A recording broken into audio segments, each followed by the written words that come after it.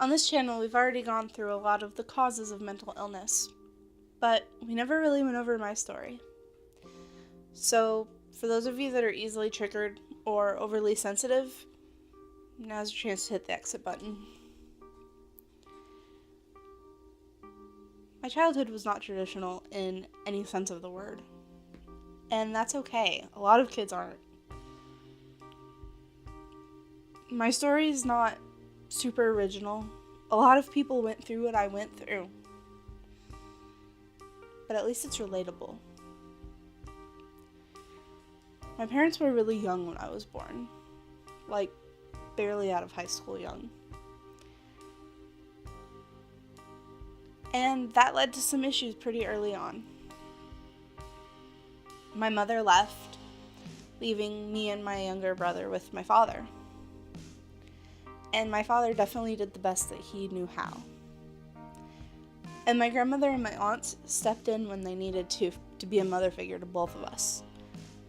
And I'm so grateful that they did, because everything that they did for me has made me who I am today.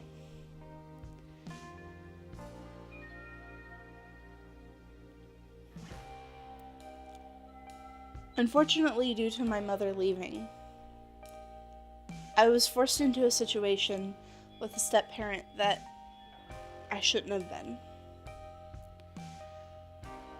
I was verbally and mentally abused by this person and her kids. And I understand now that I'm older that the kids probably didn't know what they were doing and the damage that they were putting on me. But the mother probably did. I was never good enough, never pretty enough. And when you're a kid, that really damages your self-esteem. Eventually, she was able to leave my life, and things got better. Kind of. I still had a lot of responsibilities that, as a child, I shouldn't have had. And I don't really think that I ever was a kid. I played outside, I had friends, I went out, I had sleepovers, but mentally, I was forced to be an adult. I had a lot of responsibilities for my brother that you typically don't have as a kid. But in the end, they made me more responsible today. When I was in high school, I started dating somebody that I thought the world of. And I had known him previously before this. We were good friends for years before we were together.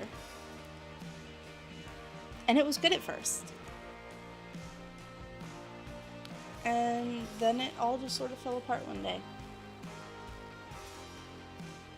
And I learned his true colors. Looking back now, I probably should have recognized the little red flags that were popping up left and right, but I didn't. And the relationship with him drove a wedge in between me and a lot of my family because he wouldn't let me see them. He kept me away. He wanted to control every single aspect of my life. Eventually, I moved out of my father's house the day after I turned 18. I was still in high school, and I thought that I was doing the right thing. And in the end, I did what was best for me. And it was the first time I'd made a decision like that. Was there a better way of going about it? Absolutely. And I don't regret it anymore, simply because of what it turned into. But I don't know that it's a relationship that I'm ever going to be able to fix. But I'm sure as hell trying.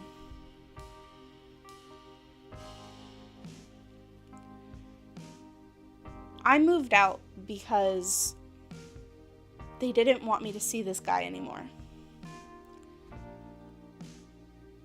And he didn't want me to see them. And being the stupid teenager that I was, I thought that he was right.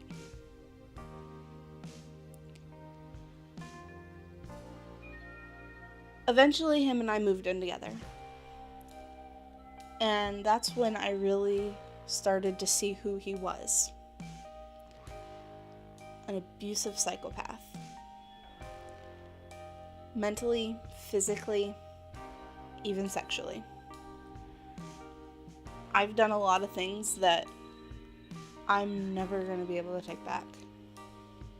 But I did them at the time because I was afraid of him.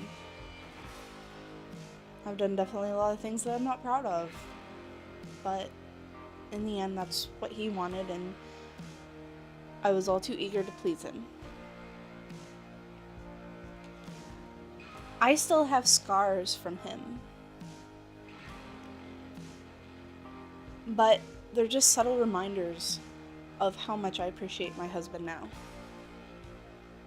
Because I know that he'd never do anything like that to me. Things got better. The only way that I was able to leave the guy at the time was to physically move myself from my hometown 70 miles away into another hellhole. It was another decision that I thought I was doing the best. Around that time, my mother had come back into my life. 20 years later. Which was a little crazy, but I was hopeful. This was a woman that I had only speculated about.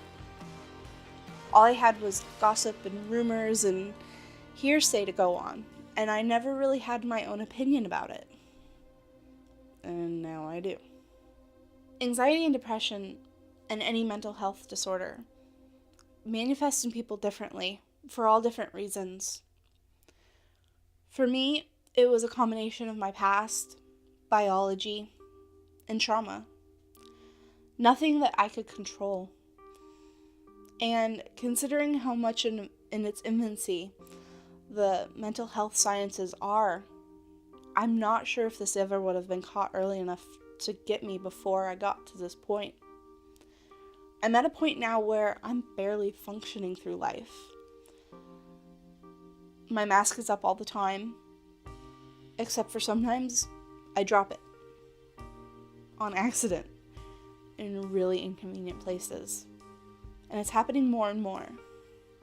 So, once again, thank you guys so much for joining me on this journey.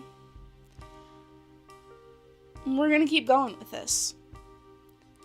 So, remember to share the video, give it a thumbs up, go like our Facebook page. We have an Instagram page now. I'll put links down in the description below. I'll see you guys next time.